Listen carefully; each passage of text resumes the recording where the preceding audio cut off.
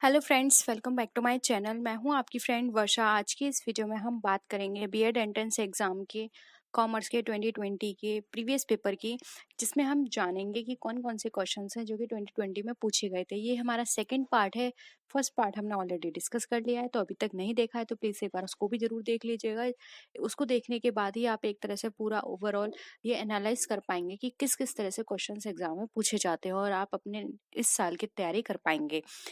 Start करते हैं video को। देखिए, जो क्वेश्चन यहाँ पे पूछे गए हैं, व्यक्तिगत आय की गणना करते समय निम्नलिखित में से किसे राष्ट्रीय आय में जोड़ा जाता है। यानी कि राष्ट्रीय आय में हम बात करें व्यक्तिगत आय की, यानी कि एक पर्सन की आय की जब हम गणना करते हैं तो किस किस चीज़ों को यहाँ पे वो इंक्लूड करते हैं। व्यक्तियों को मिलने वाली हस्तांतरण आय, सामाजिक सुरक्षा योगदान, निगम करें या फिर अवितरित लाभ। बताइए आपके अकॉर्डिंग क्या लगता है इसका आंसर।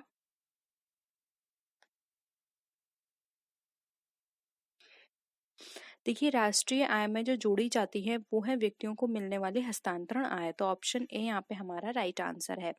व्यक्तिगत आय उन सभी आय का योग होती है जो वास्तव में व्यक्तियों अथवा घरेलू क्षेत्रों द्वारा प्राप्त होती हैं। व्यक्तिगत आय जैसे कि एनएनपी में जब हम माइनस करेंगे अवितरित निगम लाभ और सामाजिक सुरक्षा अंशदान, और इस साथ ही साथ इसमें अगर हम प्लस कर देंगे व्यक्तियों को मिलने वाली हस्तांतरण आय और सामाजिक ऋण पर ब्याज, तो यहाँ पर हमारी व्यक्तिगत आय निकल कर आ जाएगी। ठीक है, तो यहाँ पर जो ऑप्शन ए है वो यहाँ पर हमारा राइट आंसर हो जाएगा। अब ये यहाँ पर क्या होगा, माइनस होगा, ये माइनस होगा, और यहाँ पर सामाजिक सुरक्षा अंशदान जो है ये भी यहाँ पर क्या है, माइनस हो जाएगा। ये सब माइनस वाली हैं, या ये बस एक है, हेड ऐसा है या फिर एक पॉइंट ऐसा है जो कि इसमें ऐड होता है। ठीक है, तो अगर ये भी याद रखिए, अगर बाई चांस आपके इस साल एग्जाम में ये पूछा जाता है तो राष्ट्रीय आय में किन किन को घटाया जाएगा, तो याद रखिए सामाजिक सुरक्षा योगदान को घटाया जाएगा, निगम करों को घटाया जाएगा और अवितरित लाभ को घटाया जाएगा। ठीक है, कई बार क्वेश्चंस इस तरह से पूछे जाते हैं कि इस साल जो पूछा गया है ऑप्शंस में से नेक्स्ट ईयर में भी वही उन्हीं ऑप्शंस में से क्वेश्चंस बना दिए जाते हैं। तो हर ऑप्शंस को, हर क्वेश्चन को ध्यान से पढ़िएगा। नेक्स्ट है, यदि सीमांत उपयोगिता शून्य है तो बताइए क्या लगता है। ऑप्शंस देखिए,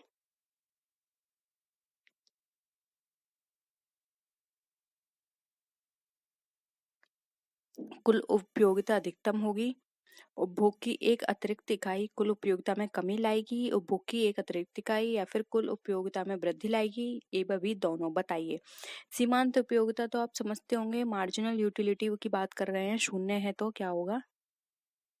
देखिए, अगर यहाँ पर बात करें मार्जिनल यूटिलिटी की, तो राइट आंसर होगा कुल उपयोगिता अधिकतम होगी। मार्जिनल यूटिलिटी हमारी शून्य तभी होती है जो हमारी जो टोटल यूटिलिटी यानी कि कुल उपयोगिता है वो हमारी मैक्सिमम होगी यानी अधिकतम होगी। किसी वस्तु के मानवीय आवश्यकताओं को संतुष्ट करने की क्षमता को उपयोगिता कहते हैं, यानी कि जिससे आपको सेटिस्फेक्शन मिले या फिर जिससे वो जरूरतें पूरी हो वो उपयोगिता में कहलाती है। फॉर एग्जाम्पल, आपने एक रोटी खाई, अब उस रोटी को खाने से, रोटी यानी कि ब्रेड का पीस जो आपने खाया, उसको खाने से आपकी भूख शांत हुई, यानी कि उसमें यूटिलिटी है। लेकिन फॉर एग्जाम्पल, अगर आपको प्यास लगती है और आपको पानी चाहिए, लेकिन मैंने आपको क्या दे दी, टी दे दी उसकी जगह, तो वहां पर यूटिलिटी आपको वो पानी वाली उससे नहीं मिलेगी। तो यानी कि टी में आपका गला जो सूखा हुआ है वो तो वहां पर ठीक हो जाएगा, लेकिन आपकी प्यास नहीं बुझेगी। यानी कि हम ये बोल सकते हैं टी में वो यूटिलिटी नहीं है जो यूटिलिटी आपको पानी से मिलने वाली थी। ठीक है, तो यहाँ पर अब आप समझ गए होंगे पूरा कॉन्सेप्ट जो आपने पढ़ा होगा अपना यूटिलिटी में, तो उसकी बेसिस पर ये मैंने आपको यहाँ पे समझाया है। ठीक है, तो यहाँ पर ऑप्शन ए है राइट आंसर। नेक्स्ट क्वेश्चन देखिए, शुद्ध एकाधिकार में कीमत एवं सीमांत आगम के बीच क्या संबंध होता है। कीमत सीमांत आगम से अधिक होती है, कीमत सीमांत आगम से कम होती है, कोई संबंध नहीं होता, या फिर ये परस्पर बराबर होते हैं। बताइए क्या होगा आंसर इसका।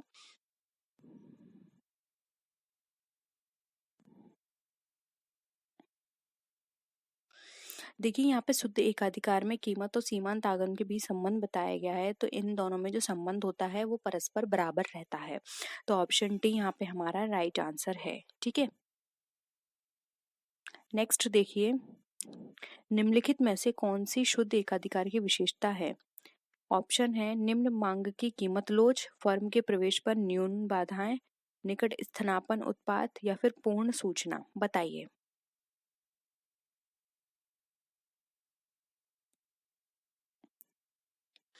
देखिए, यहाँ पर शुद्ध एकाधिकार की विशेषता की बात की जा रही है, तो यहाँ पर जो निम्न मांग की जो कीमत है, कीमत में जो यानी फ्लेक्सिबिलिटी होती है, यानी कि लोच होता है उसमें, तो ऑप्शन ए यहाँ पे हमारा राइट आंसर आ जाएगा। शुद्ध एकाधिकार बाजार में एक विक्रेता अथवा अनेक क्रेता होते हैं, यानी कि यहाँ पे एक सेलर होगा, बहुत सारे परचेजर होते हैं।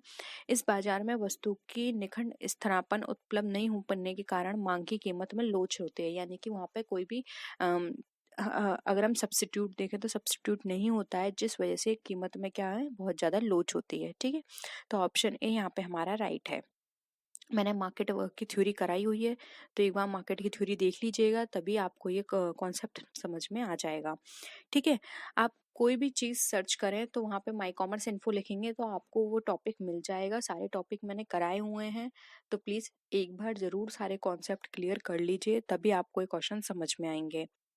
नेक्स्ट है, एक व्यक्तिगत मांग वक्र दाईं और नीचे की ओर गिरा होता है क्योंकि।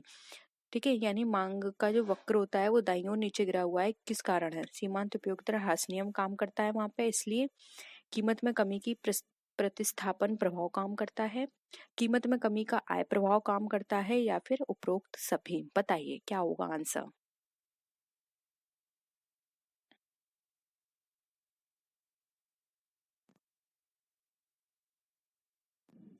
देखिए, व्यक्तिगत मांग का वक्र जो है वो दाईं ओर इसलिए गिरा होता है क्योंकि यहाँ पे जो व्यक्तिगत जो भी उपभोक्ता है उसकी उपयोगिता में कमी, निरंतर कमी आ जाती है। यानी कि आप कोई भी प्रोडक्ट कंज्यूम करते हैं तो पहले आपको ज़्यादा सेटिस्फेक्शन मिलेगा, फिर जैसे जैसे आपका जो आपकी भूख है या फिर जो आपका जो उससे जो आपको यूटिलिटी मिल रही थी वो धीरे धीरे कम होती चली जाएगी, यानी कि आप उससे सेटिस्फाई होते चले जाएंगे, तो वहां पर वो जो है वो उसमें आपके सेटिस्फेक्शन लेवल में वहाँ पे कमी आने लग जाएगी। फॉर एग्जाम्पल, आपको प्यास लगती है, एक ग्लास पानी पीते हैं, आपकी प्यास नहीं बुझती, दूसरा ग्लास पानी पीते हैं तो आपकी प्यास बुझ जाती है, तीसरे ग्लास में हो सकता है कि आपको वो पानी नहीं पिया जाए, या फिर आप कोशिश कर लें तो वो आधा पिया जाए।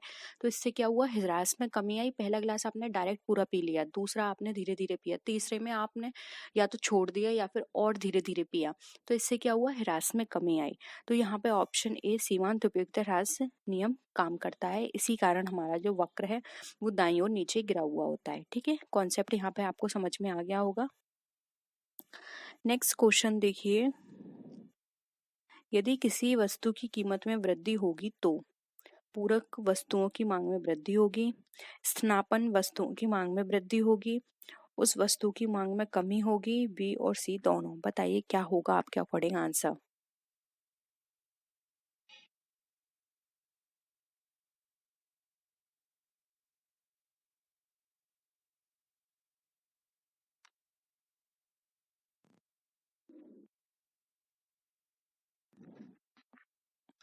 देखिए, यहाँ पर अगर हम बात करें वस्तु की कीमत में वृद्धि होती है तो देखो क्या होगा, आप प्रैक्टिकल सोच के चलिए, किसी भी वस्तु है, कोई भी वस्तु, उसकी मांग में कम, वो सॉरी उसकी कीमत में वृद्धि हो रही है, तो आप क्या करेंगे, जो भी स्थानापन्न, यानी कि स्थानापन्न का मतलब उसका जो सब्स्टिट्यूट है उसको खोजेंगे और उसकी मांग में वृद्धि हो जाएगी, या फिर और जो जो प्रोडक्ट है जिसका प्राइस बढ़ा है उसकी मांग में कमी हो जाएगी। यही दो चीज सोच सकती हैं।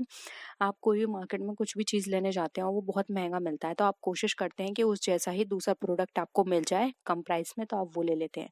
तो वहां पे उसकी प्राइस, उसकी डिमांड बढ़ गई, और यहाँ पर आपने इसको छोड़ा प्रोडक्ट को महंगे के कारण, तो इसकी डिमांड क्या है, कम हो गई। ठीक है, दो कारण हुए, तो यही यहाँ पर ये बताया गया है, तो ऑप्शन बी सी दोनों सही है, तो ऑप्शन डी यहाँ पे हमारा करेक्ट होगा, बी और सी होता है हमारा। इस कारण हम या स्थानापन्न वस्तुओं की मांग में वृद्धि हो जाती है और उस वस्तु की मांग में कमी होगी। ठीक है, आई होप यहाँ पे ये आपको क्लियर है। नेक्स्ट है, निम्नलिखित में से कौन अल्पाधिकार की विशेषता नहीं है? फर्मों की कम संख्या, फर्मों की परस्पर निर्भरता का अभाव, फर्मों द्वारा कार्टेल यानी कि उत्पादक संघ बनाने की संभावना, या फिर उपरोक्त सभी? बताइए।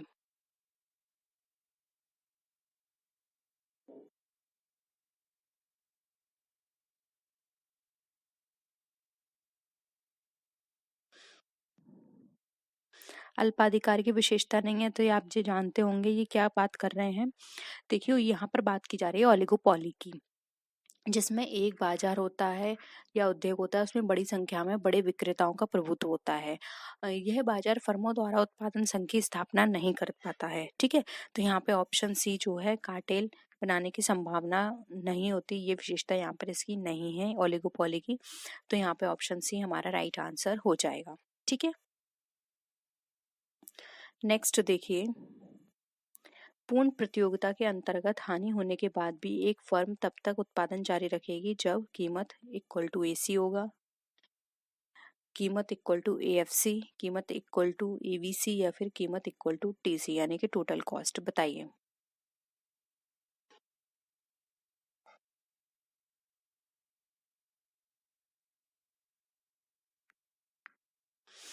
देखिए आप खुद ही सोचिए, कोई भी फर्म है वो बिजनेस कर रही है, तो वहां पर उसको हानि हो रही है, तो कब तक वहां पर उसको हानि को सहन करेगी। जब तक उसका जितना भी वहां पे खर्चा हुआ है वो तब तक उतना वसूल नहीं कर लेती, लेकिन जितना खर्चा हो रहा है उससे कम वसूल कर रही है तो वहां पर रोक देगी, लेकिन वो तब तक जारी रखेगी। जैसे कि फॉर एग्जांपल मैं किसी प्रोडक्ट को बना रही हूँ, उस प्रोडक्ट को पूरे बनाने में मुझे 50,000 रुपये लग रहे हैं और मुझे वहां पे 50,000 ही मिलना है, तो मैं एक बार को ये सोचूंगी कि चलो कोई नहीं, मैं बना के देखती हूँ, हो सकता है कि आगे जाके मेरा प्रोडक्ट है जो है या फिर मेरी जो सेल है वो बढ़ जाए तो मुझे फिर 50,000 से ज्यादा मिले। लेकिन अगर मेरे प्रोडक्ट में कमी आ रही है, 50,000 का मेरा खर्चा आ रहा है और मुझे वहां पर मिल रहा है सिर्फ 40,000, तो मैं वहां पर जारी नहीं रखूंगी। तो जारी बस तब तक रखा जाता है जब तक हमारी कीमत और जो हमारी टोटल कॉस्ट है वो बराबर होती है। तो यहाँ पे ऑप्शन डी हमारा राइट आंसर हो जाएगा। ठीक है, नेक्स्ट है समसीमांत उपयोगिता नियम को जाता है, क्या कहा जाता है? प्रतिस्थापन का नियम, घटते एमयू का नियम, ऋणात्मक प्राप्ति का नियम या फिर उपरोक्त में से कोई नहीं। बताइए।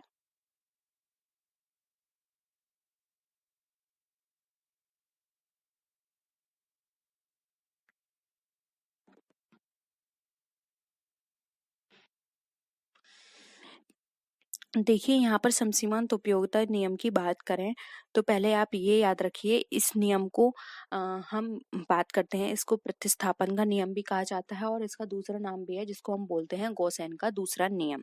ठीक है, तो ऑप्शन ए यहाँ पे राइट आंसर है।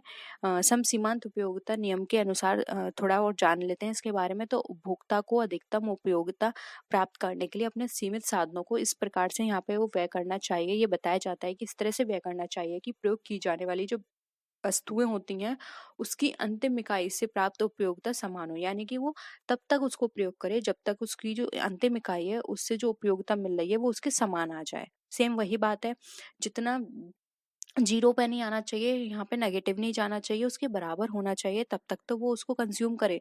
लेकिन अगर कंजम्पशन लेवल उसका यूटिलिटी से कम जा रहा है तो वहां पर उसको स्टॉप कर देना चाहिए, यानी कि बराबर का लेवल उसको रखना चाहिए।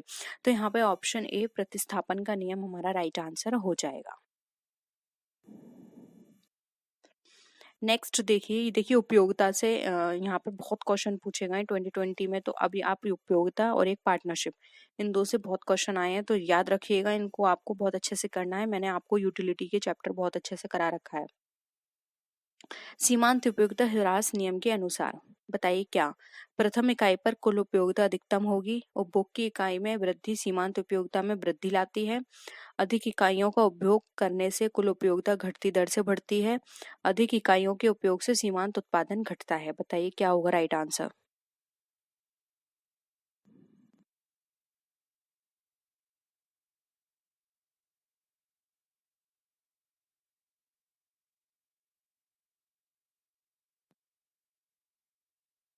देखिए अभी अभी मैंने बताया, जो प्रथम इकाई पर कुल उपयोगिता हमारी क्या होती है, हमेशा अधिकतम होगी, और जब तक उसकी आखिरी होगी वहां तक उसको क्या रखना है, लेवल में अपनी उपयोगिता रखनी है आखिरी इकाई तक।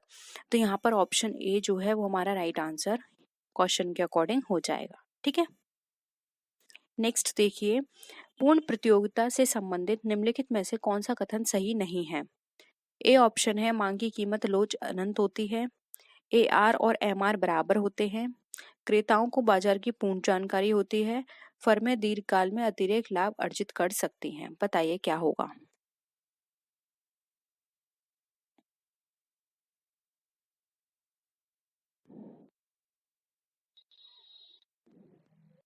देखिए पूर्णकाल की यहाँ पर बात करें तो जो सही ऑप्शन नहीं है वो है हमारा फर्में दीर्घकाल में अतिरिक्त लाभ अर्जित नहीं कर सकती। ठीक है, मांग की कीमत में लोच अनंत होती है, ये बिल्कुल सही है। पूर्ण प्रतियोगिता के अनुसार AR MR बराबर होते हैं, ये भी सही है। और क्रेताओं को बाजार में पूर्ण जानकारी होती है, यानी कि परफेक्ट नॉलेज की बात कर रहे हैं, ये भी बिल्कुल सही है। तो यहाँ पे जो गलत कथन है वो है हमारा फर्में दीर्घकाल में अतिरिक्त लाभ अर्जित कर सकती हैं। ऑप्शन डी यहाँ पे हमारा राइट आंसर है।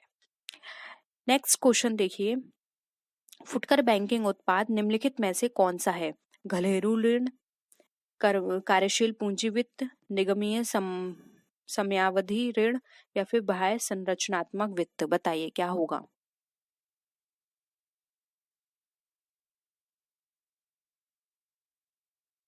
फुटकर बैंकिंग की बात करें तो देखिए इसमें जो राइट आंसर है वो है ऑप्शन ए। फुटकर बैंकिंग उत्पाद को ही घरेलू ऋण भी कहा जाता है। तो आप ये नाम याद रख लीजिए, घरेलू ऋण वाणिज्य बैंकों द्वारा अपने नियमित व साधारण उपभोक्ताओं को सेवाओं के रूप में दिया जाता है। ठीक है, तो ऑप्शन ए यहाँ पे हमारा घरेलू ऋण राइट आंसर है। अब नेक्स्ट क्वेश्चन देखिए, वैश्विक व्यापार के नियमों को निम्नलिखित में से कौन सा संगठन निर्गमित करता है? विश्व बैंक, अंतर्राष्ट्रीय मुद्रा कोष, विश्व व्यापार संगठन, अंतर्राष्ट्रीय वित्त निगम? बताइए।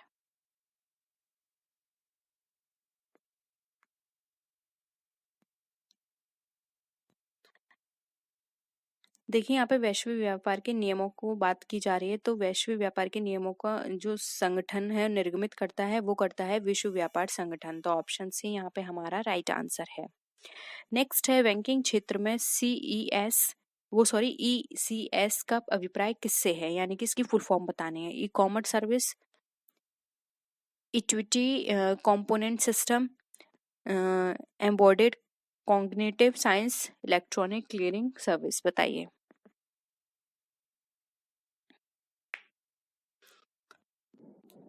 देखिए यहाँ पे साफ दे रखा है बैंकिंग क्षेत्र में, तो बैंकिंग क्षेत्र में ECS का मतलब होता है इलेक्ट्रॉनिक क्लियरिंग सर्विसेज। ठीक है, तो ऑप्शन डी यहाँ पे हमारा राइट आंसर है।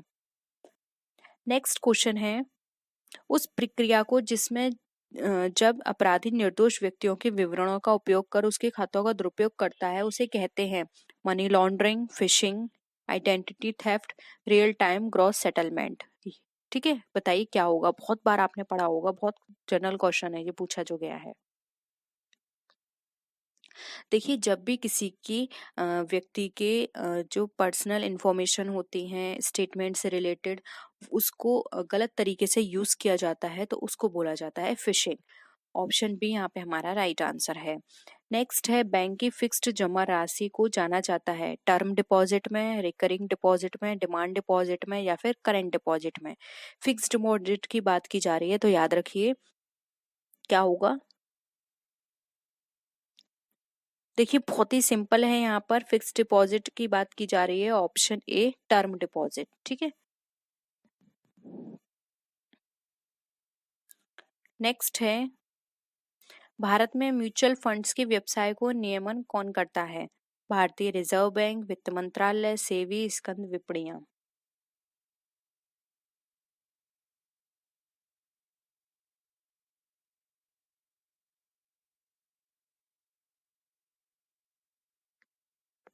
देखिए म्यूचुअल फंड की बात की जा रही है, अगेन ये भी मैंने आपको कई बार करा चुका है। म्यूचुअल फंड जो होता है इसका नियमन जो करती है वो है हमारी सेबी। ठीक है, stock exchange board of India, SEBI करती है इसका नियमन। ऑप्शन सी राइट है। नेक्स्ट है, अंतर्राष्ट्रीय पुनर्निर्माण तथा विकास बैंक जिसको विश्व बैंक भी बोलते हैं की स्थापना कब हुई थी? 1944, 1945, 1951 या फिर 1961 में? बताइए। स्थापना की बात की जा रही है, याद रखिएगा। देखिए इसका जो राइट आंसर है वो है ऑप्शन नंबर ए 1944 में इसकी स्थापना की गई थी। और इसका उद्देश्य भी आप नोट कर लीजिए, इसका उद्देश्य था जो भी सदस्य राष्ट्र होंगे उनको पुनर्निर्माण और उनके विकास कार्यों में आर्थिक सहायता देना था इसका उद्देश्य। और इसका जो हेडक्वार्टर है वो भी नोट कर लीजिए, एग्जाम में बहुत पूछा जाता है। इसका हेडक्वार्टर है वॉशिंगटन DC में। ठीक है, नेक्स्ट आइए, वाणिज्यिक बैंकों का निम्नांकित में से कौन सा कार्य नहीं है? ऋण हेतु सुरक्षा का आश्वासन, क्रेडिट कार्ड्स का निर्गमन एवं प्रक्रिया, विदेशी विनिमय में लेन देन, मौद्रिक नीति का नियंत्रण, बताइए।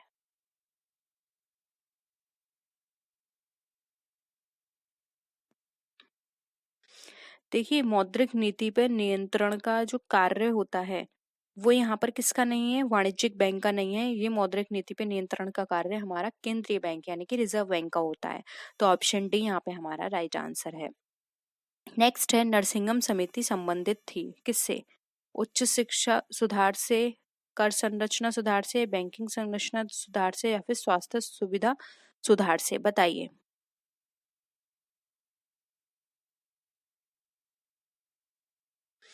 देखिए, नरसिंहम समिति बहुत ही इम्पोर्टेंट है, एग्जाम में इसके बारे में बहुत पूछा जाता है और ये हमारी संबंधित है बैंकिंग संरचना के सुधार से।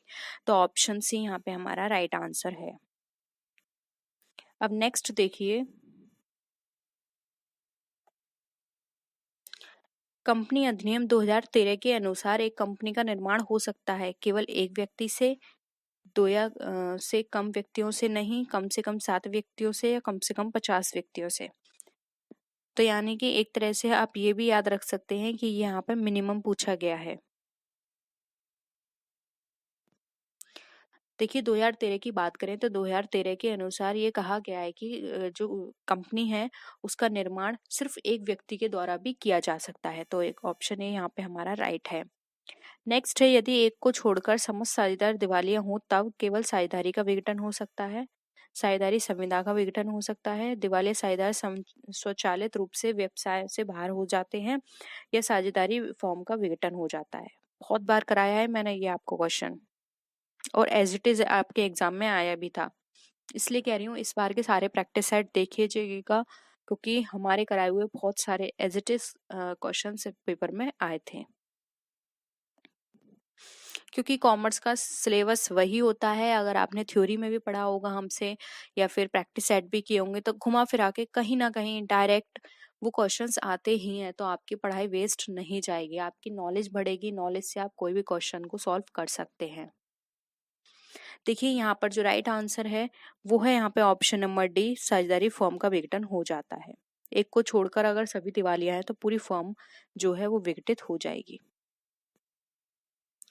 अब देखिए, ये भी क्वेश्चन अगर आपने जो मैंने कल कराई थी इंग्लिश की क्लास, कॉमर्स की इंग्लिश की, उसमें भी मैंने इस तरह के क्वेश्चन कराए हैं, तो वो देखिए तब भी आप ये क्वेश्चन सॉल्व कर लेंगे। ठीक है, XYZ साझेदार हैं जो लाभ हानि का वितरण क्रमशः 1/5, 1/3 तथा 7/15 के अनुपात में करते हैं। Z अवकाश ग्रहण करता है तो उसके हिस्से को X एवं Y ने 3/2 के अनुपात में लिया है। आपको यहाँ पे नया अनुपात बताना है। 11:2, 12:2, 13, 12:14, 10:12, बताइए। पहले तो आप सॉल्व कर लीजिए।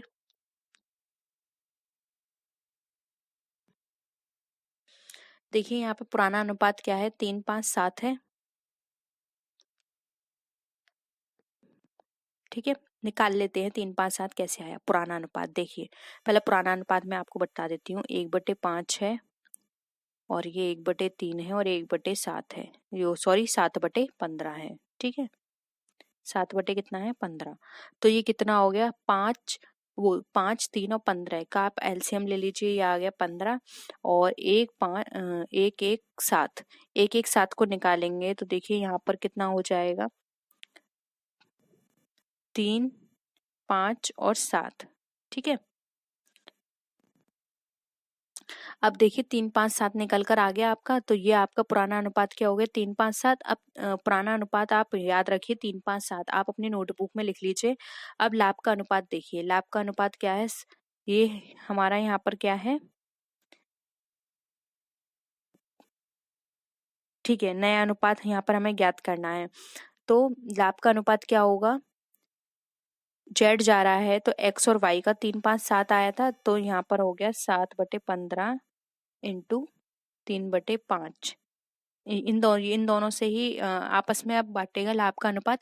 तो 3 सत्ते कितना होता है, 21, और 5 का 15 से यहाँ पे मल्टीप्लाई करेंगे तो आपका आ जाएगा 75, यानी कि 21/75। ठीक है। अब यहाँ पर आपको नया अनुपात निकालना है, तो पुराना अनुपात और लाभ का अनुपात आपको पता होना चाहिए। तो पुराना अनुपात भी मैंने आपको बता दिया और लाभ का अनुपात भी बता दिया। अब लाभ का अनुपात यहाँ पर कितना निकल कर आया, 21/75। तो देखिए पुराना अनुपात आप पहले निकाल लीजिए एक्स का। एक्स का पुराना अनुपात क्या है था, 3/15, ये एक्स का है। और लाभ का अनुपात क्या है, 21/75। ठीक है। अब इनको आप प्लस करेंगे आपस में, तो ये कितना निकल कर आ जाएगा, 75 और 15 का एलसीएम लेंगे तो नीचे 75 ही आएगा। ठीक है। अब यहाँ पर 15 और 21 ले लीजिए, 15 और 21 यहाँ पर आ गया प्लस में, तो आपका 15 और 21 को प्लस करेंगे तो कितना निकल कर आ जाएगा, 36। में अभी आपको जल्दी जल्दी बता देती हूँ इसका आंसर, क्योंकि ये सॉल्व करना है हमें पेपर। और अगर आपको ये क्वेश्चन दोबारा समझना हो तो आप नीचे कमेंट सेक्शन में बता सकते हैं, हम इनको नेक्स्ट क्लास में डिस्कस कर लेंगे। तो ये आ गया 36/75। अब 36/75 आ गया, इसको भी आप नोट कर लीजिए। अब मैं वाई का और बता देती हूँ। वाई का कितना निकाला था हमने, पुराना अनुपात 5/15।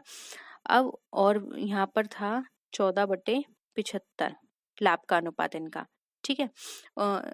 इसका लाभ का अनुपात नहीं निकाला था, तो जिस तरह से एक्स का निकाला था उसी तरह से आप वाई का निकाल कर देख लीजिएगा। मैं आपको बता देती हूँ जल्दी आंसर इसका, 25 + 14 होगा, और यहाँ पर इसका एलसीएम लेंगे तो ये आ जाए 75। 25 और 14 को प्लस करेंगे तो 39/75 हो जाएगा। तो ये हो गया इनका क्या है, नया अनुपात। अब नया अनुपात इनका देखिए कितना निकल कर आया, उसका निकला था 36/75 और इसका निकला 39। तो 36 और 39, 75 कॉमन है वो हटा दीजिए, तो 36 और 39, 36 को आप और 39 कोई ऐसी डिजिट देखिए जो कॉमन हो। तो कॉमन डिजिट क्या है, 12, इसकी है 13, तो 12/13 इसका आंसर हो जाएगा, ऑप्शन बी। ठीक है। सेम इसी तरह है, आप एक फर्म में 3:2 के अनुपात में लामानी बांटते हैं, साफ फर्म में 1/3 के भाग से साझेदार बनाया जाता है, लामानी बांटने का नया अनुपात क्या होगा।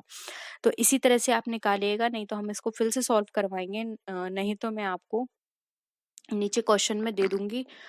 चलिए करवा ही देते हैं आपको, फिर आपको फिर प्रॉब्लम होगी। ठीक है, यही जगह है, यही मैं आपको सॉल्व करा देती हूँ। अब एक फॉर्म में 3:2 के अनुपात में है, तो देखिए सा का हिस्सा कितना हो गया, 1/3 हो गया। अब शेष हिस्सा कितना बचा, 1 में से माइनस करेंगे 1/3, तो शेष बचा हमारा 2/3।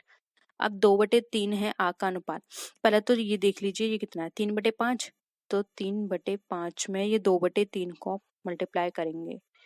ठीक है, तो कितना निकल कर आ जाएगा, 3 दूनी कितना होता है 6, और 3 पंजे कितना होता है 15, 6/15 हो गया। अब बा का निकालिए, ये बा का ये क्या हो गया, 2/5, और ये 2/3 है, तो इसको मल्टीप्लाई कर दीजिए 2/3 से। 2 दूनी कितना होता है 4, 3 पंजे कितना होता है 15, तो ये कितना निकल गया है 6/15, और ये निकल कर आया 4/15। ठीक है, तो अब यहाँ पर फिर से इसको लिख लीजिए, 6/15 अनुपात 4/15 अनुपात, और ये कितना है इसका, कितना निकल कर आया था लास्ट में 1/3, ये इसका 1/3 है। इन तीनों का एलसीएम ले लीजिए, 15 15 3 का, तो ये निकल कर आ जाएगा 15, जो कि बेकार है। अब यहाँ पर देखिए जो इनका कॉमन निकल कर आया है वो क्या निकल कर आया है, 6 4, और ये क्या हो जाएगा इसका 5 एकम 5। ठीक है, तो 6 4 5 हो जाएगा, 6 4 5 कितना है, ऑप्शन सी।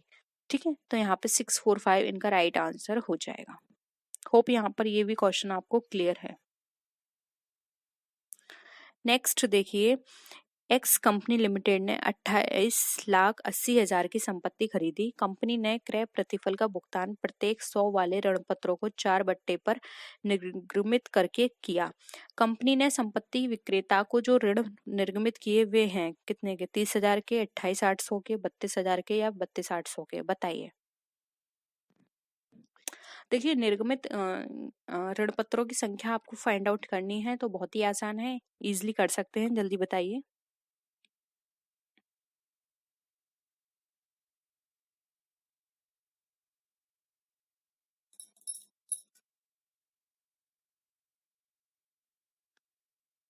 करें, देखिए यहाँ पे 100 रुपए का प्राइस दे रखा है, ठीक है। 100 है इसका प्राइस, 4% क्या है बट्टा, तो बट्टे को आप माइनस करेंगे तो कितना निकल कर आ जाएगा, यानी कि इसका निर्गमित मूल्य 96 में किया होगा, क्योंकि 4% तो बट्टे में चला गया, 4 रुपए। तो देखिए 28,80,000 को 96 से जब डिवाइड करेंगे तो आपका आंसर डायरेक्ट निकल कर आ जाएगा 30,000।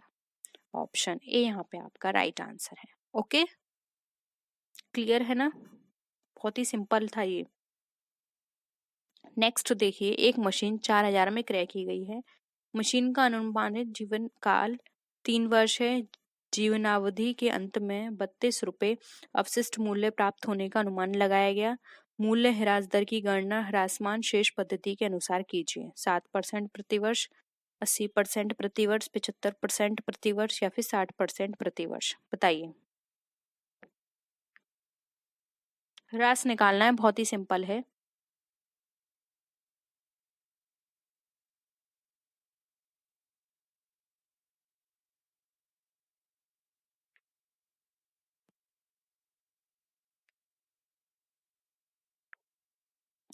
देखिए यहाँ पे ह्रास की दर 1 माइनस संपत्ति उपयोगी जीवन काल निकाल लीजिए इसका।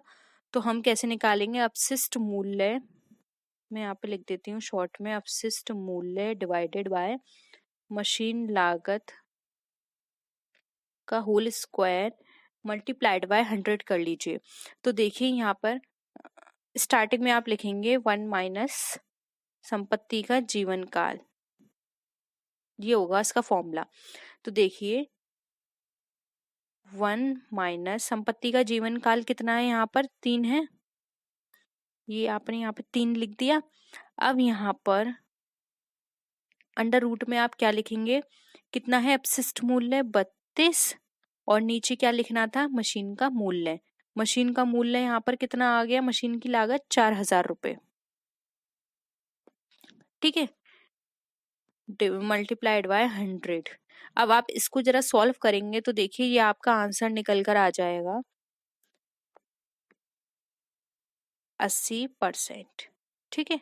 तो ऑप्शन बी यहाँ पे आपका 80% राइट आंसर आ जाएगा। खुद से सॉल्व करिएगा, नहीं आएगा तो मैं आपको फिर से बताऊंगी, ठीक है। नेक्स्ट है, सुनिधि के तलपट में निम्नलिखित सूचनाएं शामिल हैं। प्राप्त छूट 1200, लेनदारों पर छूट के लिए संचय 1800 व लेनदारों पर छूट के लिए 1600 का प्रावधान कीजिए। लावानी खाते में राशि क्रेडिट होगी कितनी, बताइए। जल्दी से लावानी खाता बनाइए, फिर बताते हैं।